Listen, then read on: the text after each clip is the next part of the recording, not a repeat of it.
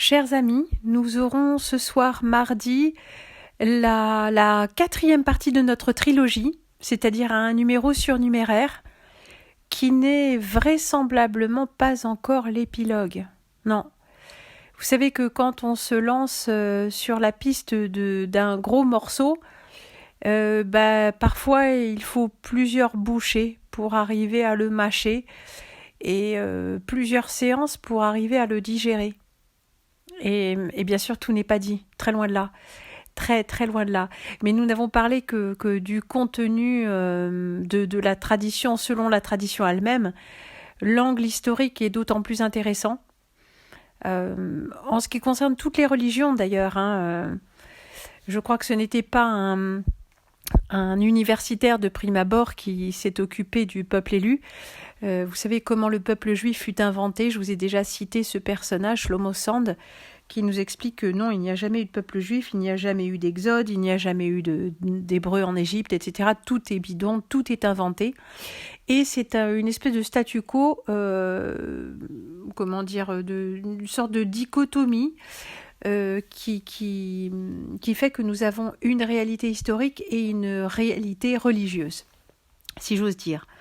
Pour la religion chrétienne, c'est un peu plus complexe parce qu'il y a des documents historiques. Il y aurait des documents historiques. Alors ça, c'est aussi bien sûr un peu controversé, tout ça, de nombreux théologiens et historiens, parce que c'est pas la même chose, penchent dans ce sens. Les historiens chrétiens et catholiques, bien sûr, veulent prouver la supériorité de leur religion comme tous les autres. Ce ne sont pas les plus intéressants, mais il y a eu davantage de recherches scientifiques sur le christianisme que sur le judaïsme et l'islam. Et pourquoi ? Eh bien parce que dans les pays anciennement catholiques, chrétiens, de toute façon en terre chrétienne, on a le droit désormais, depuis plusieurs siècles, de s'intéresser à la question d'un point de vue scientifique et en libre penseur, sans risquer d'être mis à mort, ce qui est quand même pas mal.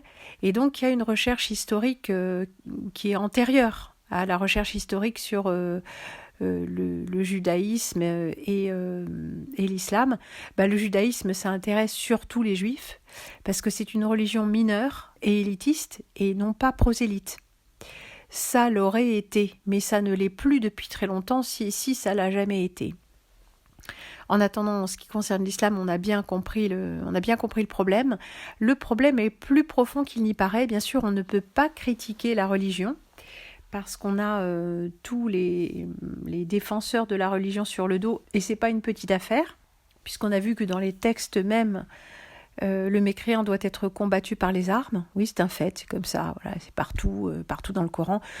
Oui, c'est contextualisable, oui, c'est une métaphore, mais enfin c'est écrit quand même. Le fait demeure, les faits sont têtus.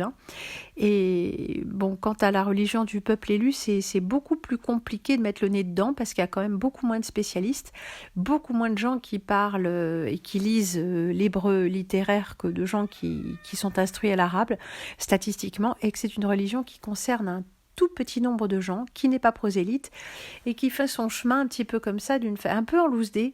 Et le problème juif n'est pas un problème religieux au fond, c'est un problème beaucoup plus difficile à cerner. C'est un problème d'élite.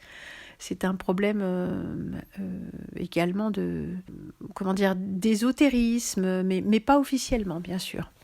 Quoi qu'il en soit, pour cette dernière question, il faut trouver des gens qui sont des spécialistes des deux bords, oui, parce que bien sûr le judaïsme, ce sont les juifs qui en parlent le mieux. Ah bah oui, faut écouter ce que disent les uns et les autres sans compromis et sans fausse pudeur. Ah bah oui, parce que là on apprend des choses bien sûr, mais il nous faut aussi des gens qui ont la connaissance de la langue, des textes et du contexte, mais qui ne prêchent pas pour leur paroisse, c'est-à-dire qui sont de véritables historiens. Ma mère était de ceux-là, mais ce qu'elle a publié n'est pas aisément compréhensible aux non-spécialistes et ne va pas forcément dans le sens d'une dénonciation de la religion. Enfin, d'une façon générale, la dénonciation de la religion, mais je ne sache pas qu'elle ait donné tant de clés pour vraiment comprendre quand on n'est pas un spécialiste, étant elle-même une universitaire très élitiste. Donc nous voilà très peu avancés.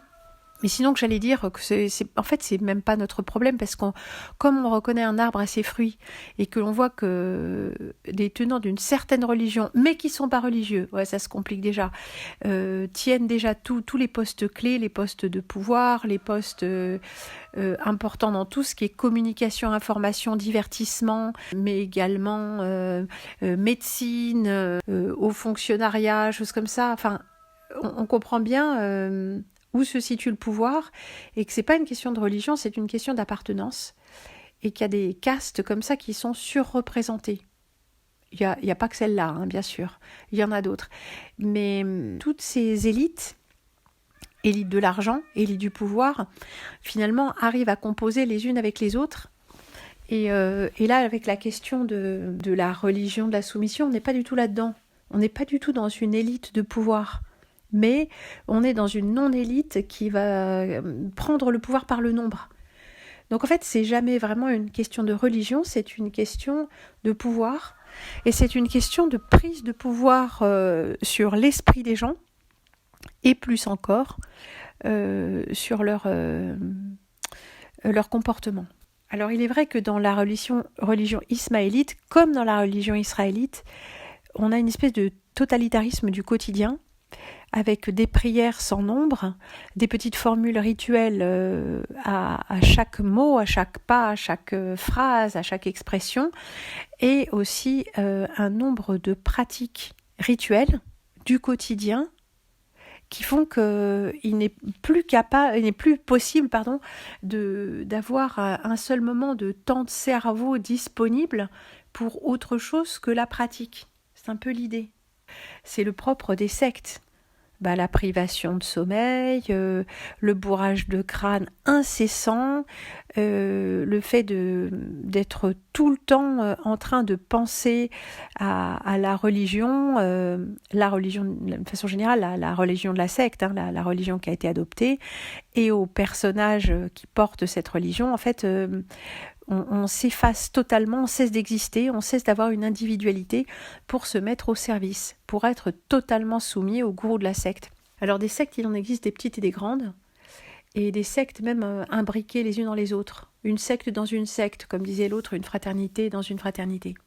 Donc le problème n'est pas du tout un problème religieux, et encore moins un problème de foi, c'est un problème de soumission mentale, ni plus ni moins.